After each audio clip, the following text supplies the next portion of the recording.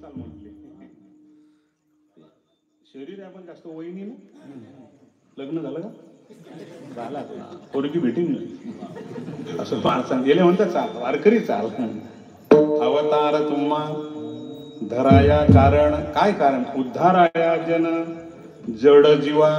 या सर्वाचा उद्धार झाला पाहिजे एवढ्याकरता साधूचा अवतार आहे. आणि जगाला प्रबोधन करताना भूमिका कोणती घेतली संतांनी? आईची. जसं आईचं प्रेम मुलावर किती असते हे बाईला कळणार नाही. किंबहुना धनुर्धरा जो मातेची आई उदरा तो मातेचा सोयरा के तुला पा. मुलगा किती आवडतो आईला विचारा. तसं महाराज हे संत आई झाले आणि तुम्ही आपण त्यांचे कोण आहे? लेकरं आहे. म्हणून संतांना ठिकठिकाणी आई हे प्रबोधन आहे.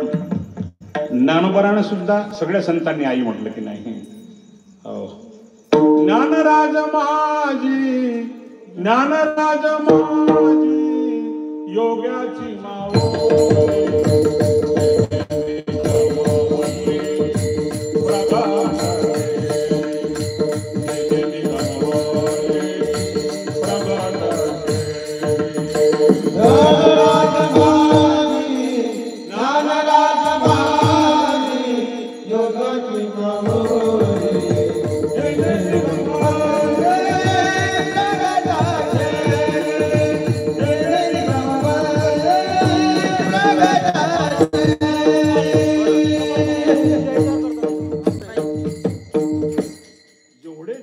संत झाले तेवढी ज्ञानोबरांना आई हे संज्ञा प्राप्त झाली. ज्ञानराज माझी योग्याची.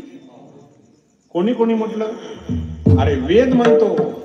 वेदशास्त्री देती गुवाई म्हणती ज्ञानाबाई आई.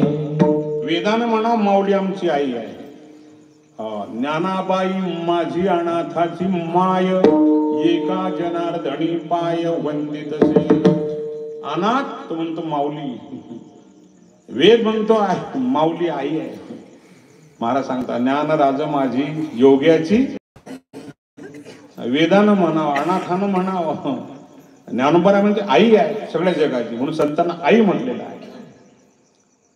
काकड्याच्या भोगामध्ये पहा ना. तुम्ही संत माये बाप एवढा उपकार करा न्यामज तीर्थवरी दाखवा दिनाचा सोयरा.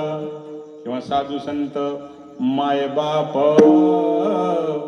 जे का दयेचे सागर भावाचे मुख्य स्थान भक्तीचे ते माहेर तीही केले कृपादान. मस्तकी ठेवीला कर माया मोह निरसली शुद्ध झाले कलेवर. संतांना माय म्हटलेलं आहे. माय म्हटले की लेकराविषयीचे प्रेम असते. काय म्हणून साधका तू माऊली पिके स्वारस्वत तुझी या पावली. या कारणे मी साधकाचा माय बाप हे प्रमाण आहे की साधकाचा माय मोवी आहे प्रमाणवी आहे. संतांना आई म्हटलेलं आहे. मग मुलगा किती चुकला तरी आईला खरं वाटते का? ते मुलगाने किती खोड्या केल्या आई म्हणते माझा मुलगा खोड्या करणार आहे. यशोदा म्हणते माझा कृष्ण तसा नाही. लाडका कानाबाई तुझा तुला गोड वाटे.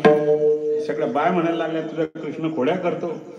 तेव्हा लाडका तेव्हा पायाले बांधतो खोड्या करतो. आमच्या घरी येतो आमच्या घराशी धमकावितो लेकी सुनेशी. लोणी कुठे आहे सांगा मासीन वासरी सोडून या देशी. आवरी आवरी आपुला काना नाशी गेल्या आमोच्या सुना. आवर या. पण आईले सुद्धा देवाच्या आईले सुद्धा खरं वाटलं नाही मुलगा खोड्या करतो म्हणून. त्या सांगोल्याला मी सप्त्याला जातो. सांगोला तर ज्ञानेश्वरी पारायण असते. कोष्टी समाज आहे आणि लय प्रेम त्यांचं ज्ञानेश्वरीवर. माऊलीच्या पायी पायी वारी जातात. मग ते श्रावण महिना असतो. मग ब्राह्मण लोकांची गर्दी असते पूजा करायला अभिषेक करायला. मग ते बाई कोष्टेबाई म्हणे बुवा तुम्ही पूजा करता का? म्हणजे येतो बा भोडी भाडी काही आम्हाला काही जास्त मंत्र येत नाही. म्हणजे चला म्हणे आमच्या घरी पूजा करा. गेलो पूजा करायला.